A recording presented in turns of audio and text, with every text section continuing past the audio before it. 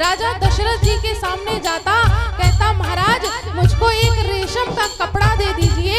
तो राजा दशरथ जी प्रेम के वशीभूत आनंद में एक नहीं हजारों रेशम के वस्त्र दान करते। कहते हमें एक घोड़ा चाहिए, कहे एक घोड़े की जगह 100 घोड़े राजा दशरथ जी दे रहे। कहे एक गांव चाहिए तो एक गांव की जगह राजा दशरथ जी 100 गांव दे रहे। और यहाँ दर्शन करिए कि राजा दशरथ जी लुटाने में लगे, लेकिन राजा दशरथ जी का कोष खाली नहीं होगा। कैसे? अच्छा लुटाया जाएगा जब तो खाली होगा खजाना। अब भाई कहीं से जा रहा है पैसा तो वहां तो खाली होता जाएगा, लेकिन दशरथ जी का कोष खाली नहीं हो रहा। वो जितना दान कर रहे हैं, जितना लुटा रहे हैं, उससे ज्यादा उनके खजाने में वापस भर रहा है। कैसे? राजा दशरथ जी इधर लुटाते और जो लूट के जाता वो आगे को लुटाने लगता, और जो और लूट के जाता वो आगे को लुटाने लगता। सब इतने बधाई में, इतने मंगल, इतनी प्रसन्न है लोग कि उनको कुछ समझ में नहीं आ रहा है कि हम क्या व्यवहार कर रहे हैं। और जब व्यक्ति प्रसन्न होता है तो उसको कुछ समझ में नहीं आता है। लेकिन आजकल प्रसन्नता में भी व्यक्ति देख के चलता है कि 10 की जगह 100 के नोट ना निकल जाए, है ना सोनी जी? सही बात है। सोनी जी ऐसे लिए रहते हैं, चाहे जितने प्रसन्न हो लेकिन निकालेंगे गिन के, चाहे जितने प्रसन्न हो बोले, चाहे जितना आनंद आ। लेकिन जब व्यक्ति आनंद में होता है तो उसको कंजूसी नहीं करनी चाहिए। यदि भगवान ने हमारे ऊपर कृपा करी है लुटाने के लिए तो हमको लुटाना चाहिए। ये कंजूसी का स्वभाव त्याग दीजिए। एक व्यक्ति, अरे जय हो जय हो, एक व्यक्ति था बड़ा कंजूस, बड़ा ही कंजूस था। तो किसी ने कहा कि अरे थोड़ा सा दान कर दिया करो, कभी कभी इतना भगवान ने दिया है तो थोड़ा उसका सदुपयोग करो, दान करो, धर्म करो। एक काम करो, कथा एक जगह चल रही है तो चलो कथा में चलो, कथा सुनना। व्यक्ति ने सोचा कथा में बैठेगा तो देख करके कुछ तो निकलेगा इसकी जेब से। वो व्यक्ति ने एक चांदी का सिक्का लिया और चांदी का सिक्का लेकर के गया, हाथ में ऐसे दबाए दबाए कथा सुना। अब जब देने की बारी आई तो अब उसका मन तो नहीं हो रहा था देने का, कैसे दे? गर्मी का समय था तो हाथ में जैसे सिक्का रखा रहता है तो हाथ पसीना से भर जाता है। तो उसने क्या लगा, उसने जैसे ही देने के लिए किया तो वो कहे कि मुझे बड़ा दुख हो रहा है, आज तुम मेरे हाथ से चले जाओगे, आज तक मेरा तुम्हारा साथ यहीं तक का था, अब तो आज तुम दूसरे के घर चले जाओगे। वो जैसे ही हाथ में पसीना था तो उसने कहा अरे तुम रो नहीं, तुम रो नहीं। अब वो पसीने से गीला हो गया सिक्का तो कहता तुम रो मत सिक्का, अगर तुम्हें इतना दुख है मुझसे बिछड़ने का तो मैं तुमको दान नहीं करूंगा। और फिर से उस सिक्के को उसने जेब में डाल लिया। तो ऐसा स्वभाव मत करिए सोनी जी, सही बात है कि नहीं है?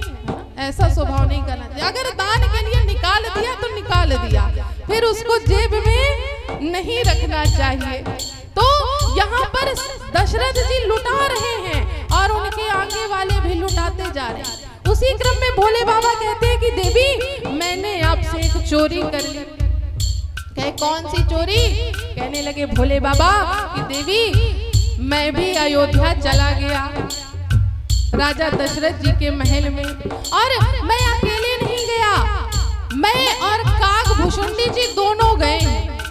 अच्छा ये काकभूषुंडी जी राम जी के परम भक्त हैं, कोई साधारण कौवा नहीं है, परम भक्त है रघुनाथ जी के। कहे देवी आकाश मार्ग से काकभूषुंडी जी जा रहे थे तो मैंने उनसे पूछा कि कहाँ जा रहे हैं काकभूषुंडी जी? कहे मैं तो राम जी के दर्शन करने जा रहा हूँ, आपको चलना हो तो चलिए। भोले बाबा ने कहा कि देवी वो तो काकभूषुंडी जी ने मुझसे कहा इसलिए मैं चला गया, अगर मैं अपने मन से जाता तो मैं आपको लेके जाता। देखिए गृह मंत्री का भय सबको रहता, चाहे वह देवता हो, चाहे भगवान हो, चाहे मनुष्य हो। तो भोले बाबा ने सोचा अगर मैं ये कह दूंगा कि मैं काकभूषुंडी जी को लेके गया तो देवी कहेंगी मुझसे क्या दुश्मनी थी, मुझको नहीं लेके गए, एक कौवे को लेकर के चले गए। तो भोले बाबा कहते मैं नहीं लेके गया, काकभूषुंडी जी मुझको लेकर के गए हैं दर्शन के लिए। अब मैं मना नहीं कर पाया, भगवान के दर्शन करने जाना था तो मैंने मना नहीं किया। और एक निवेदन करें, जब जब भगवान इस धराधाम पे बाल रूप में अवतरित हुए हैं तब तक भगवान उनके दर्शन करने के लिए गए हैं। अभी आप लोगों ने श्रीमद् भागवत कथा में भी सुना कि भोले बाबा दर्शन करने के लिए गए। आज भोले बाबा रघुनाथ जी के भी दर्शन करने के लिए काकभूषुंडी जी के साथ अयोध्या आए। उन्होंने अलग जगह सरयू के किनारे बैठ गए। अब भोले बाबा तो सब कुछ जानते हैं, उनसे किसी का भूत भविष्य वर्तमान छुपा हुआ नहीं है।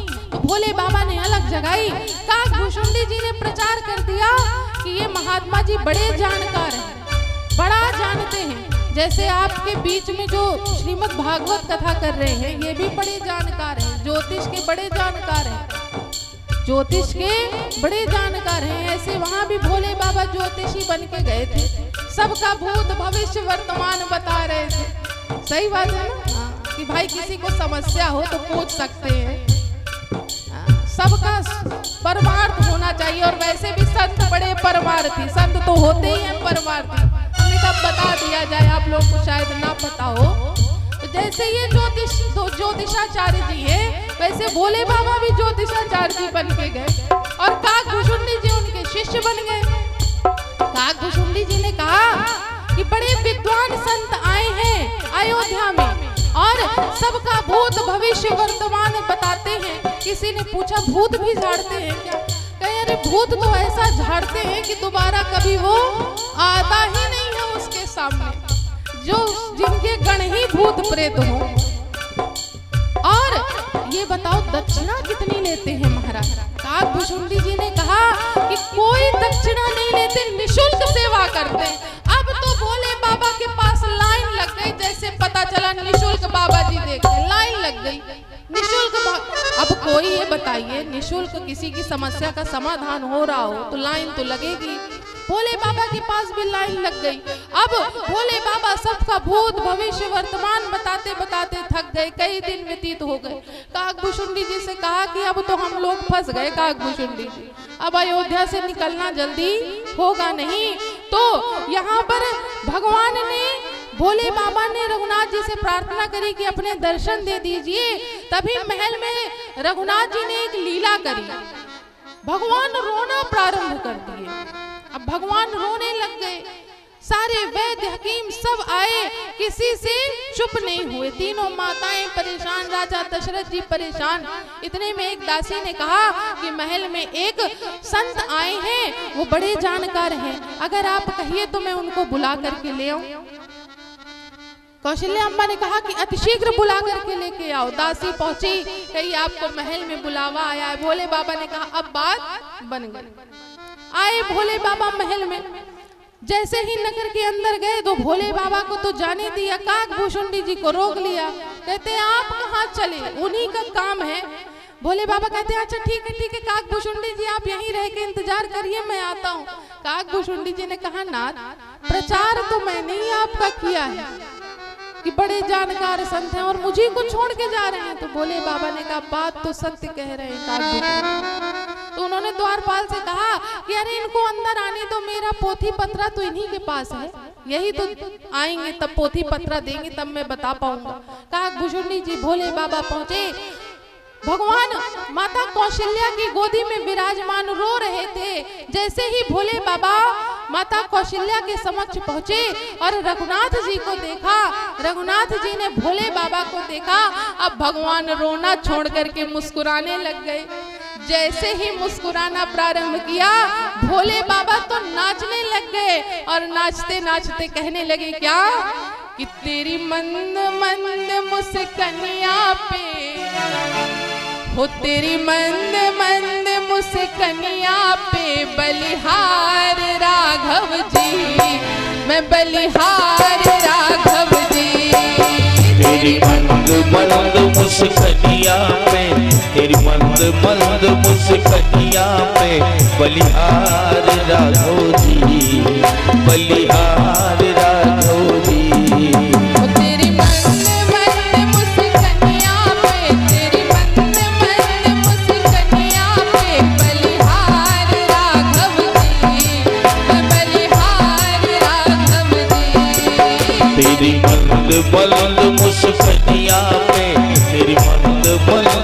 मुस्कनिया पे बलिहार राघव जी, बलिहार राघव जी।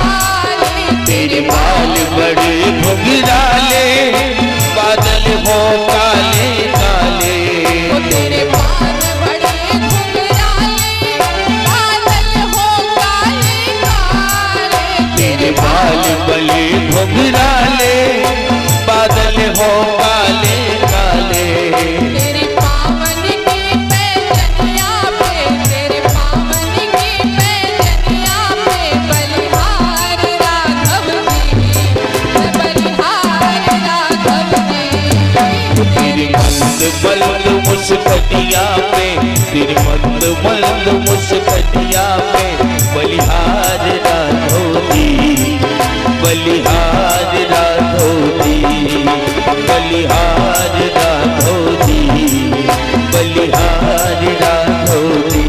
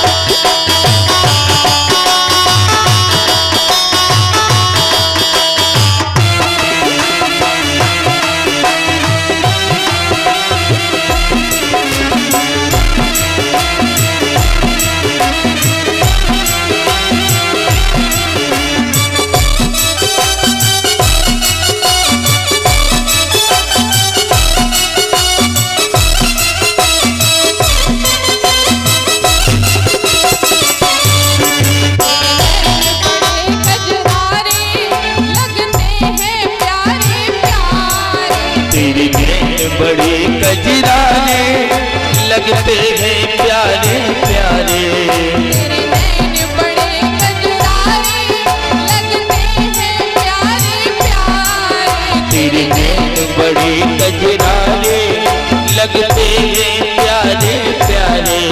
तेरी मधुर मधुर मुस्कनिया पे, तेरी मधुर मधुर मुस्कनिया पे, तेरी मधुर मधुर मुस्कनिया पे, तेरी मधुर मधुर मुस्कनिया पे बलिहार राघव जी, बलिहार राघव जी, बलिहार राघव जी, बलिहार राघव जी।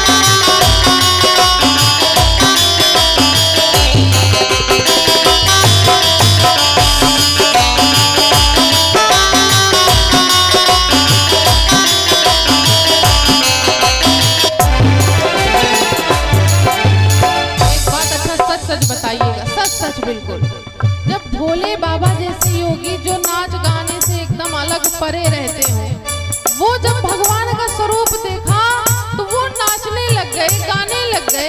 तो ये बताइए कि आप लोगों को भगवान का स्वरूप अच्छा नहीं लगता क्या? हमारे सामने ठाकुर जी विराजमान है, ये बाल स्वरूप ही है रघुनाथ जी का। अब ये बताइए क्या इनका स्वरूप अच्छा नहीं है? किसको किसको भगवान का स्वरूप अच्छा लग रहा है? पूरे पूरे हाथ उठा के, अगल बगल आगे पीछे सब जितने बैठे पूरे पूरे हाथ उठा के मीठी मीठी तालियों के साथ। हो तेरी मंद मंद मुस्कनिया पे, तेरी मंद मंद मुस्कनिया पे बलिहार राघव जी, बलिहार राघव जी। तेरी मंद मंद मुस्कनिया पे, मंद मंद मुस्कनिया पे बलिहार राघव जी, बलिहार राघव जी, बलिहार राघव जी, बलिहार राघव जी।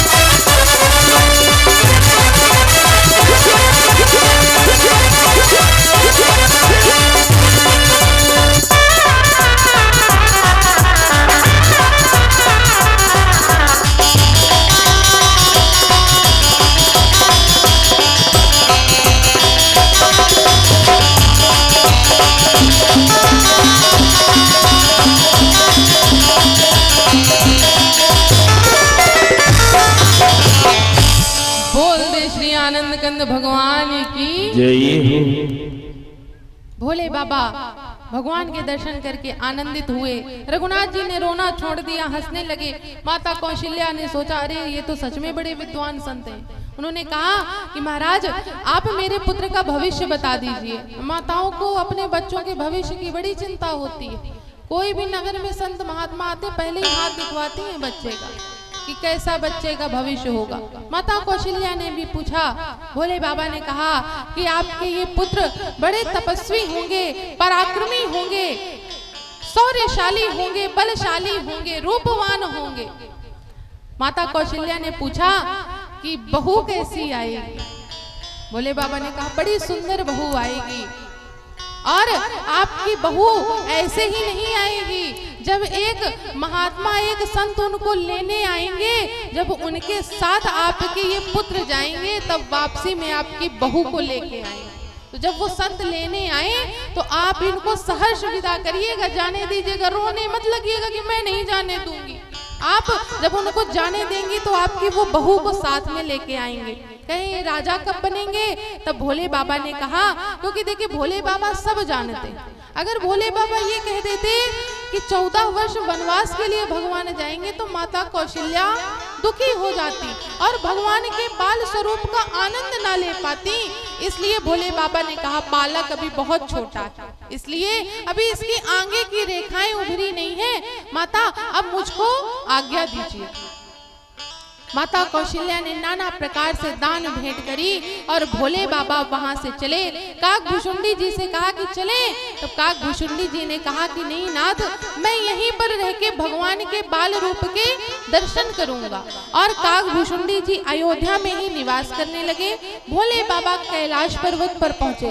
अब समय व्यतीत हुआ, राजकुमार चारों कुछ बड़े हुए और अभी तक इनका नाम नहीं रखा गया था। अभी तो ये लल्ला लल्ला कह के बुलाए जाते थे, बड़े लल्ला, छोटे लल्ला, मजले लल्ला, अभी नाम नहीं इनका हुआ।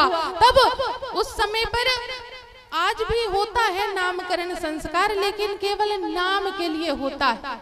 बाकी तो माता पिता ही अपने बच्चों का नाम जन्म से पहले ही रख लेते हैं कि लड़का होगा तो ये नाम रखेंगे, लड़की होगी तो ये नाम रखेंगे। अच्छा, और विचित्र प्रचलन आ गया है। क्या प्रचलन है कि जो माता पिता का नाम होता है तो आधा नाम माता के नाम से और आधे कुछ अक्षर पिता के नाम से मिला करके रखते हैं। अब आप कल्पना करिए, हैं तो नहीं कहीं? हाँ, नहीं है।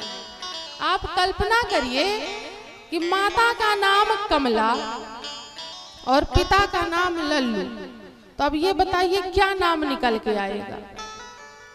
माता का नाम कमला, पिता का नाम लल्लू, दोनों के अक्षरों को काटिए, जोड़िए, तोड़िए, क्या नाम निकल के आएगा? जय हो कल्लू। हमारे यजमान जी के बड़े पुत्र का भी नाम कल्लू भाई साहब है। नहीं, आपको नहीं, मतलब ये तो आपका ऐसे नाम पड़ गया। अब आपकी बात बता रहे हैं एक उदाहरण के रूप में, ऐसा ही नाम आता है। तो ऐसा व्यवहार ना करें।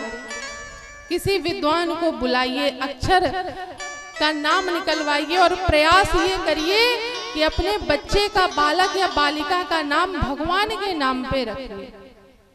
किसी ने कहा कि भगवान के नाम पे रखेंगे और अगर गुस्सा लगी और गाली देने का मन किया, मारने का मन किया, तो भगवान का नाम है, गाली भी नहीं दे सकते, गुस्सा भी नहीं कर सकते। तो किसी ने कहा कि फिर इसीलिए तो रखना है कि मान लो कभी यदा कदा गाली देने का मन कर जाए तो भगवान का नाम सोच के मुख से गाली ना निकले और अपनी जबान खराब ना हो। इसलिए ये प्रयास करना चाहिए कि जितना भी रख सकिए, बन पड़े तो भगवान के। अच्छा, बड़े अच्छे अच्छे नाम है भगवान के, ऐसे कोई साधारण नाम नहीं। आप सर्च करिए, अब आजकल तो ये गूगल दीदी जो आ गई है, ये तो हर समस्या का समाधान है, एक से एक नाम निकाल के देंगी आपको भगवान के नाम पे। तो यहाँ पर राजा दशरथ जी ने भी वही व्यवहार किया है। राजा दशरथ जी ने गुरु वशिष्ठ जी आदि सब ऋषि मुनियों को बुलाया और नामकरण संस्कार की उत्सव को मनाया गया। नामकरण संस्कार की सभा लगी। तीनों रानियां अपनी अपनी गोद में अपने अपने पुत्रों को लेके बैठ गईं। राजा दशरथ जी विराजमान हुए और गुरु वशिष्ठ जी आदि सब आए और गुरु वशिष्ठ जी ने यहाँ पर देखिए चारों राजकुमारों के गुणों के आधार पर उनके नाम रखे। गुरु वशिष्ठ जी ने कहा कि ये जो आपके बड़े पुत्र हैं ये आनंद को देने वाले हैं, कि जो आनंद सिंधु सुख राशि सीकर ते त्रैलोक्य सुपासी। आप लोगों ने श्रीमद् भागवत कथा में भी आज ही के सुना है, यही है ना, कि जो आनंद को देने वाला है। जो भगवान का, ये देखिए राम जी का जो नाम है ना, ये आनंद की खान है। अगर आप इसका दिन रात चिंतन करिए तो आपको सारे दिन दुनिया से कोई फिर मतलब नहीं रह जाएगा। भगवान का इतना प्यारा नाम है कि जो आनंद सिंधु सुख राशि, जो आनंद को देने वाला है। आपके जो बड़े पुत्र हैं इनका जो भी नाम लेगा वो आनंद से भर जाएगा, आनंद के भाव में भर जाएगा। और इसीलिए ये आपके बड़े पुत्र सारे संसार को आनंद देने वाले हैं, अखिल लोक को विश्राम देने वाले हैं। इसलिए आज से इनका नाम राम होगा। राजा दशरथ जी बड़े प्रसन्न हुए। अब कहे महाराज दूसरे पुत्र का नाम। तब वशिष्ठ जी ने कहा कि विश्व भरण पोषण कर जोई, जो विश्व को भरण और पोषण करेगा। कौन सा? आटा दाल चावल वाला नहीं, कि जाके घर घर आटा दाल चावल देने वाला, वो वाला नहीं। विश्व भरण पोषण कर जोई, ताकर नाम भरत अस होई। जय हो सोनी जी।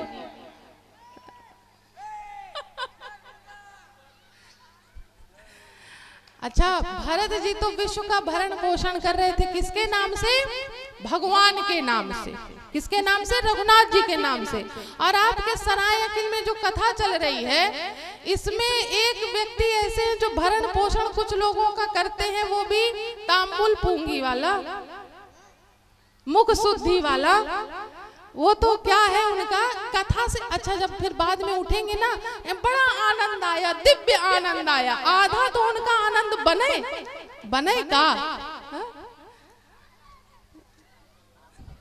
इधर भगवान के आनंद में व्यक्ति डूबा है, इधर इनका बन रहा है। अब देखिए, अरे विश्व भरण पोषण कर जोई, विश्व भरण पोषण कर जोई, विश्व भरण पोषण कर जोई, विश्व भरण पोषण कर जोई, ताकर नाम भरत अस होई, ताकर नाम भरत अस होई,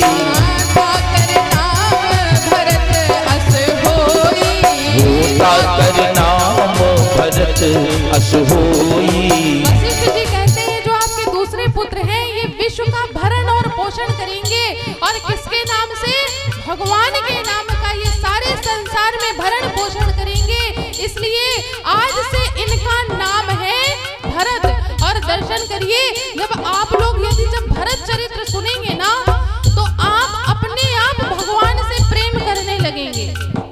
ये भरत जी का आप जब स्वभाव देखेंगे, व्यवहार देखेंगे, तो अगर किसी को रघुनाथ जी से प्रेम नहीं भी है तो वो प्रेम करने पे मजबूर हो जाए। लेकिन अब समय का अभाव है, तो यहाँ तो भरत चरित्र की कथा भी नहीं हो पाएगी, केवल विवाह तक की कथा होगी।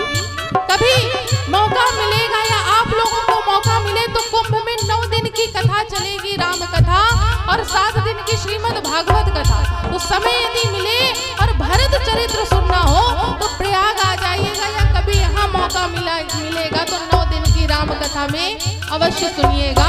तो ये भरत जी का चरित्र है, उनका गुण है, ये भगवान के नाम से सारी सृष्टि को आनंदित करेंगे। ऐसे होंगे आपके दूसरे पुत्र भरत, इसलिए आज से इनका नाम होगा भरत। अब वशिष्ठ जी माता सुमित्रा के पास पहुंचे। अब यहाँ पर तीसरे पुत्र की जगह पहले वशिष्ठ जी चौथे पुत्र का नाम रखते हैं। और क्या कहते हैं कि राजन, आपके जो चौथे पुत्र होंगे वो कैसे होंगे? जाके सुमिरन तेरे पुनासा, जाके सुमिरन तेरी पुनासा, जाके सुमिरन तेरे पुनासा, जाके सुमिरन तेरी पुनासा, नाम शत्रुघ्न वेद प्रकाशा, नाम शत्रुघ्न वेद प्रकाशा, नाम शत्रुघ्न वेद प्रकाशा, नाम शत्रुघ्न वेद प्रकाशा। वशिष्ठ जी ने कहा, ये जो आपके चौथे पुत्र होंगे, इनका नाम होगा शत्रुघ्न। इनका नाम लेने से ही शत्रु का संहार हो जाएगा, नाश हो जाएगा। ऐसे होंगे आपके चौथे पुत्र शत्रुघ्न। राजा दशरथ जी ने कहा कि गुरुदेव, आपने 3 के नाम रखे, तीसरे पुत्र का नाम आपने नहीं रखा। वशिष्ठ जी ने कहा, इनके गुण थोड़ा ज्यादा लंबे हैं, इसलिए इनको थोड़ी सी पेंडिंग में रख दें। तब वशिष्ठ जी ने कहा कि राजन, आपके जो तीसरे पुत्र होंगे, ये सभी लक्षणों से संपन्न होंगे कि लक्षण धाम राम प्रिय, सकल जगत आधार, गुरु वशिष्ठ तेहि राखे हूँ, लक्ष्मण नाम उदार। आपके ये जो तीसरे पुत्र होंगे, ये सारे लक्षणों से संपन्न होंगे और सारे जगत का ये आधार है। और लक्ष्मण जी शेष नाग का अवतार है, और ये पृथ्वी शेष नाग पर ही विराजमान है। उन्होंने ही इस भार को संभाल के पृथ्वी के रखा है, इसलिए ये सारे जगत का आधार होंगे और राम जी के बड़े प्रिय होंगे। देखिए, हम भगवान को प्रेम करें ये तो साधारण बात है, लेकिन बड़ी बात तब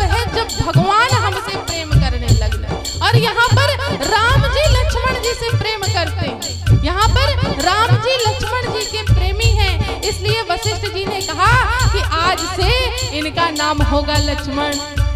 जो आनंद सिंधु सुख राशि, जो आनंद सिंधु सुख राशि, जो आनंद सिंधु सुख राशि, जो आनंद सिंधु सुख राशि, करते त्रैलोक्य सुपासी, करते लोक सुपासी, सो सुख धाम राम यस नामा, सो सुख धाम राम यस नामा, सो सुख धाम राम यस नामा, सो सुख धाम राम यस नामा, अखिल लोकदायक विश्रामा, अखिल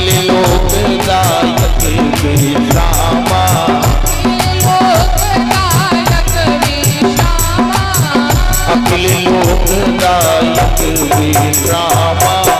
बोल दे श्री रामचंद्र जी सरकार की जय हो, श्री भरतलाल सरकार की जय हो, श्री लक्ष्मण लाल सरकार की जय हो, श्री शत्रुघ्न लाल सरकार की जय हो, चारों भैया की जय हो, तीनों महारानी की जय हो, राजा दशरथ जी की जय हो। चारों राजकुमारों का नामकरण संस्कार हुआ। भगवान बड़े हुए, चूड़ामणि संस्कार हुआ। वशिष्ठ जी के यहाँ पर अध्ययन करने गए, गुरु गृह गए पढ़न रघुराई, अल्पकाल विद्या सब पाई। भगवान ने विद्या ग्रहण करी, शस्त्र और शास्त्र की पुनः अयोध्या आए, माता पिता की सेवा करने लगे। उसी समय पर विश्वामित्र जी का आगमन होता है। विश्वामित्र जी आगमन हुआ अयोध्या में। दशरथ जी ने विश्वामित्र जी से आने का कारण पूछा। तब विश्वामित्र जी ने कहा कि मैं आपके 2 पुत्रों को लेने के लिए आया हूँ, राम और लक्ष्मण। दशरथ जी ने बहुत मना किया, लेकिन विश्वामित्र जी ने कहा यदि आप कुछ देना चाहते हैं तो अपने ये दोनों पुत्र दीजिए। वशिष्ठ जी के आग्रह पर दशरथ जी ने राम जी लक्ष्मण जी को भेजा। मार्ग में राम जी ने ताड़का नाम की राक्षसी का वध किया। आगे बढ़े, अन्य राक्षसों का वध करते हुए भगवान अब आगे जनकपुरी की ओर, आश्रम की ओर बढ़ रहे थे, बक्सर की ओर। उसी समय पर मार्ग में एक बड़ी सुंदर सी शिला दिखाई दी। तब रघुनाथ जी ने पूछा कि ये शिला कैसी है। तब विश्वामित्र जी ने अहिल्या जी की सारी कथा सुनाई। अब देखिए समय कम है, कल विवाह तक, अभी आप लोगों को गोवर्धन पूजा भी करनी है और समय भी हो रहा है। तो यहाँ पर श्री रघुनाथ जी ने अपने चरणों की रज से, देखिए चरण नहीं रखे, भगवान ने चरणों की रज से माता अहिल्या का उद्धार किया। माता अहिल्या भगवान का बार बार वंदन करती हैं, प्रणाम करती हैं और अपने पति गौतम ऋषि के धाम जाती हैं।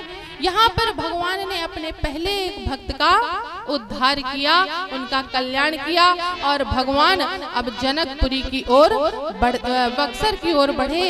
भगवान सारे राक्षसों का संहार करके अब धनुष यज्ञ की ओर बढ़ते हैं। कहाँ? जनकपुरी, मिथिला।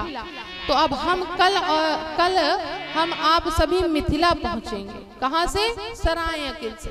सराय अकिल से अब कल हम आप मिथिला पहुंचेंगे। आज की कथा को हम आप यहीं पर विश्राम देते हैं अभी, क्योंकि गोवर्धन पूजा होनी है। व्यास जी महाराज सोच रहे होंगे कि जल्दी करें जल्दी करें, नहीं, और भी देखना है। कल विवाह उत्सव होगा ना। हाँ चलिए, अभी गोवर्धन पूजा। जय सिया राम, जय जय सिया राम।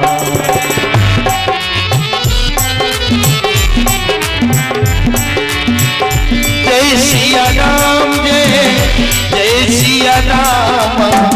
सीता राम, जय सीता राम।